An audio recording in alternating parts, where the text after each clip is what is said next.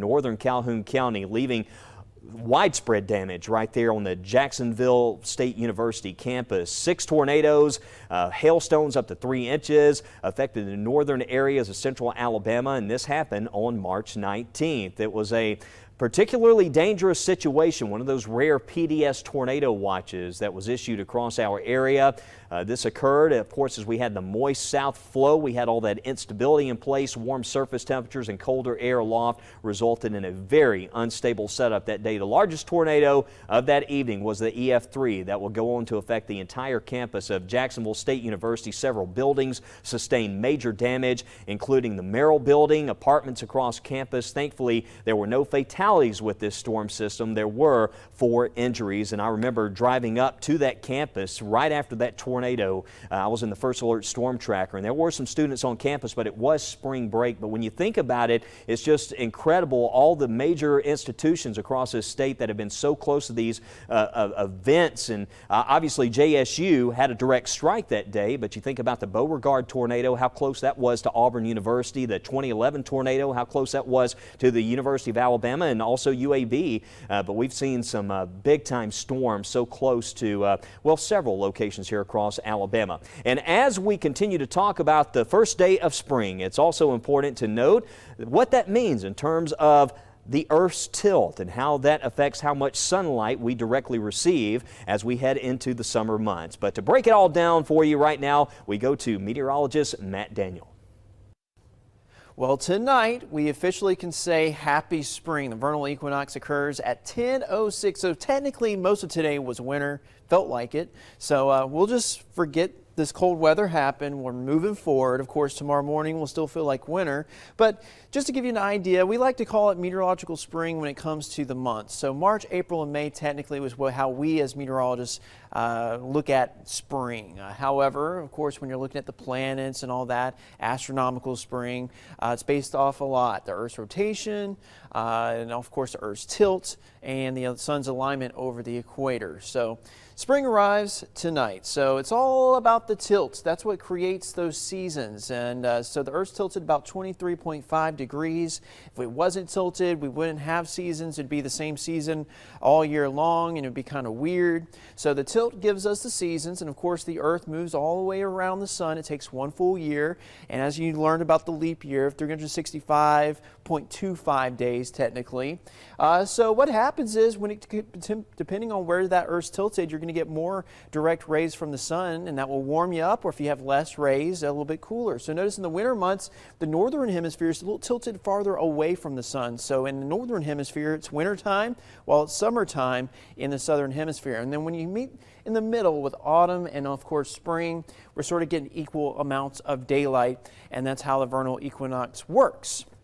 When the Earth's axis is tilted neither toward nor away from the sun, and you get that equal amount of daylight and darkness at all latitudes. So of course, we're getting more daylight as we're getting closer to summer. So sunset pretty much is happening right at the end of the show at 6:58. By April 1st, 7:08, and then 7:30 is when we'll have the sun setting on May 1st. And of course, we're gaining about 2 minutes of daylight every day. And then tomorrow's sunrise at 6:50, by April 1st, 6:34, and by May 1st, before 6 a.m. at 5:58. So we're going to have more daylight. And just to give you an idea how much daylight we're seeing, today we're experiencing about 12 hours and 7 minutes of daylight.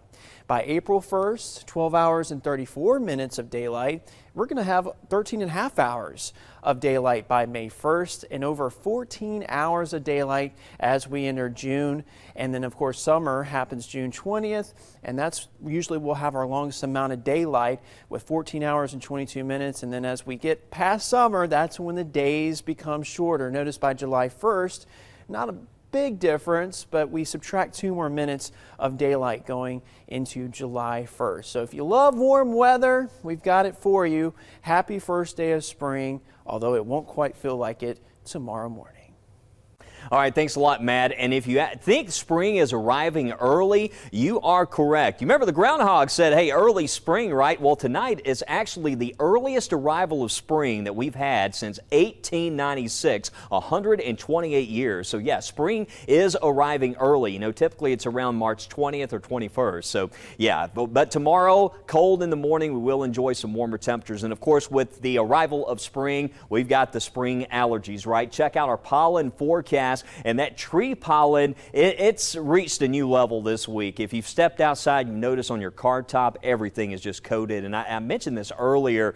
If you have patio furniture, just go ahead and if you can cover that up just to make sure it'll save you some time there having to wash everything off. I know that pollen's just everywhere out there, but this time of the year, of course, with the pollen comes allergy season. And right now we talked to an expert, Dr. Craig Johnson, to talk a little bit more about how you can prepare for the pollen season. Put your mask back on. Put it on to avoid those allergies. So if you're going to be cutting the grass, if you're going to be outside doing your walk, just throw your mask on. Preventative things we can do is just get simple nasal saline spray. It's like salty water. Rinse your nasal passages out in the morning, in the evening. You can do that as much as you want to because it's only salty water and it's over the counter. Hey, I'm right there with you. I have to do it. It really helps out. But wear that mask, and also the grass pollen is something that's also on the rise. I noticed yesterday a couple folks already breaking out the lawnmowers as everything's really starting to turn green in a hurry out there as these warmer temperatures have been impacting the area. That's why it's so important as well to make sure those plants are protected with these frosty conditions early tomorrow morning. But coming back, we're going to talk more about the cold air for the morning, but also that next chance for rain. We'll get into more specifics as we continue right here on First Alert Weather Extra.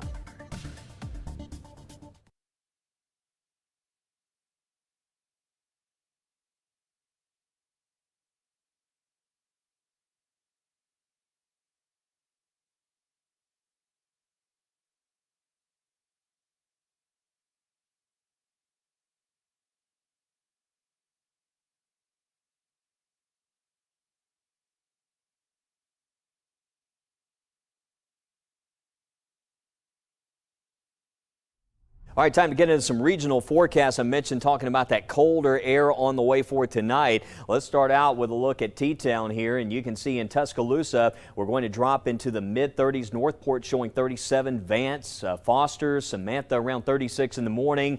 As we get into the afternoon, look at that warm up there, close to 70 degrees, and even through 6 o'clock tomorrow night, feeling very nice here around T-Town. Jefferson County, you can see the temperatures, some pick locations here. Looks like in the morning, 7 a.m. Gardendale 37, Bessemer 38 for us, Hoover and Birmingham there dropping around 38, Irondale 37 degrees, but the afternoon, once again, we will also top out close to 70 degrees. And let's take it to East Alabama. We'll go to Etowah County here, and South Side out the door tomorrow morning, 34 around Glencoe. This can be one of our colder locations, especially here around Cherokee County as well. Northern Blount County, Aniana points north there. Certainly going to see some of that frosty weather out there with very calm night, very dry conditions. Plan for that early tomorrow morning. And let's take you around the world right now. First off, I want to take you out to Texas. The largest wildfires in the state's history has now been fully contained. Thankfully, Texas A&M Forest Service issuing the final update on this past Saturday, the Smokehouse Creek fire we've been telling you about. Burned nearly 1.06 million acres, 1 million acres basically, and it's now 100% contained starting on February the 26th. The fire burned for nearly 3 weeks, and even though the cause of the fire still is under investigation, the Xcel Energy Company says its facilities appear to be involved, according to Fox Weather. So interesting there. And this also comes as Alabama farmers give back to Texas cattle producers who are struggling following those devastating wildfires. The Alabama Department of Agriculture is collecting hay for these hurting farmers, and farmers estimate those fires killed more than 7,000 cattle, and that number could grow. If you can donate hay bales or a truckload, there are several drop point locations. We're putting those on our WBRC News app, so you can follow up there. But back here at home, we continue to talk about the warmer temperatures for the rest of your week, as well as take you beyond the 7-day forecast. And I'll have the spring break forecast as well. We'll show you that next in First Alert Weather Extra. Stay with us.